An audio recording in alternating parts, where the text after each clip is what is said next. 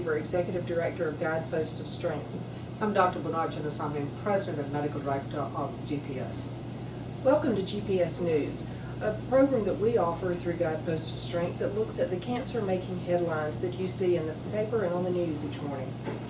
This week I want to talk with Dr. Chinnasami about things that we always see on the morning news and are trying to understand it. One of the headlines I have today is that researchers enlist dogs in their help in battling cancers, and it's about how we humans are learning from veterinarians' battles against dog cancers. Others, stories that have been in the news lately have been about vitamins and the effects, pro and cons of treating prostate cancer. And then there are other stories about special stem cells that exist within specific cancers. My point here is that we're reading a lot about the ways that you as an oncologist learn to treat cancers. How does this affect your practice and our care? Great question. Basically, oncology progresses because of clinical trials. Clinical trials have gone from being something that used to be considered people being guinea pigs to something extremely sought after because it's something that brings care that would otherwise be available to patients only in the future right now. There are basically several types of clinical trials.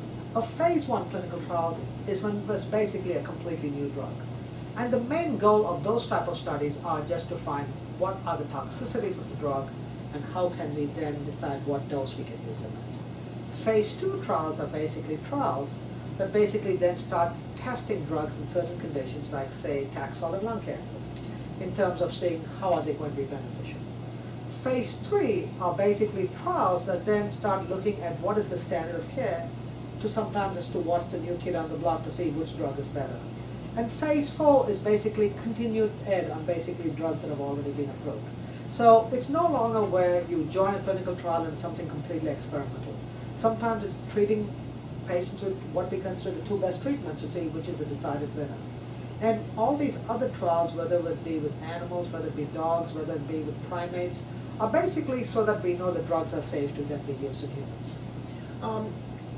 It seems to me that in having dealt with cancer in my own family, that years ago being involved in a clinical trial was not a desirable thing.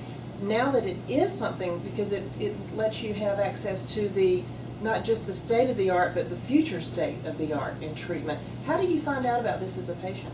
Well, 2 ways. One, I think your main cancer doctor should be the one helping you direct this. But I think it's very important for you to be involved in your own care as well. And so our website, cancergps.org, has certain places listed on that. But more than that, it also gives you a cancer research nurse who's basically put out there some of the things I've just mentioned, but also certain sites in which you can go search yourself, and also certain apps which smartphones now as to how to look things specifically for yourself.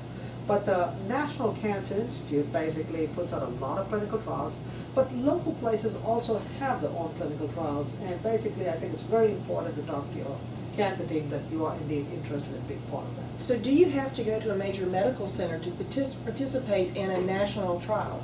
Actually, now the way clinical trials work is that all these things that only used to be available at major medical institutions are now deployed at community centers. And your community center is usually part of a bigger organization called a CCOP in which they can access these trials. So almost every place you go to should be able to access these trials.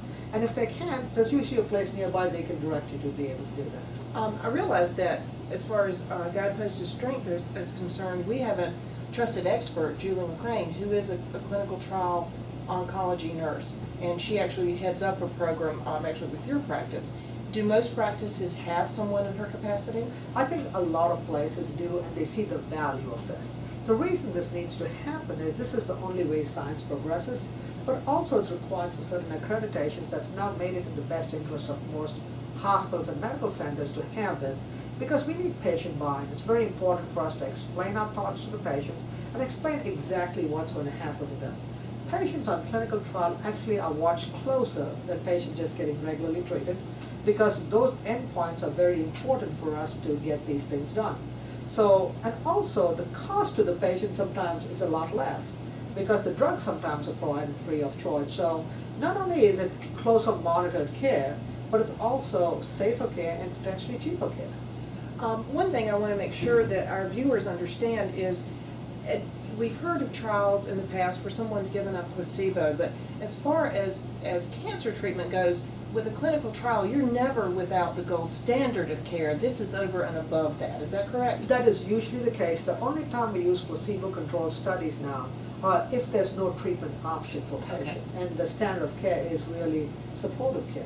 But now, nobody wants to be compared to nothing. It's very hard to even recruit a patient to those studies. So I think most studies are now treated with active agents, and both of them are potentially useful drugs, but sometimes we may even just need to know the sequence, which way we're going to use them. So in your career, have you seen trials become standards of care? Absolutely. In fact, we've been part of several studies that have now become standard of care.